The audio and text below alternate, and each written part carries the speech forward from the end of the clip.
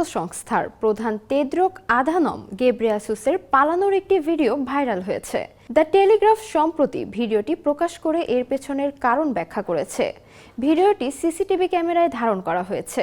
তাতে দেখা যায় তেদ্রোস আধানম গেব্রেয়াসুস ও তার সহকর্মীরা তাড়াহুড়া করে একটি ঘর থেকে অন্যত্র সরে যাচ্ছেন। এ সময় তাদের সবাইকে বেশ চিন্তিত ও হন্তদন্ত ভঙ্গিতে দেখা যায়।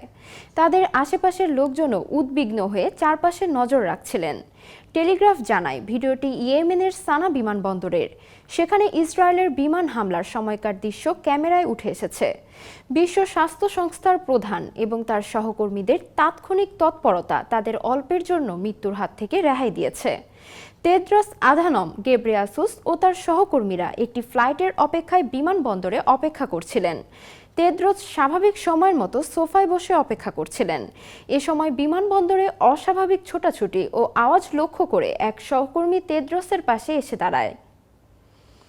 ওই সহকর্মী ওয়েটিং রুমের বাইরে তাকিয়ে কি হচ্ছে তা বোঝার চেষ্টা করছিলেন।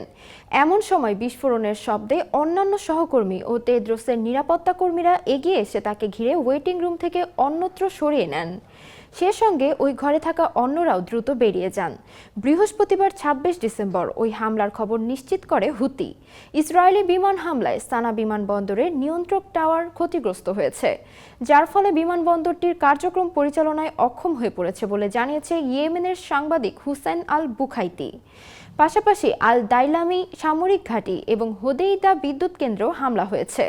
ইসরায়েলের চালানো ওই হামলায় ৬ জন নিহত হয়েছেন।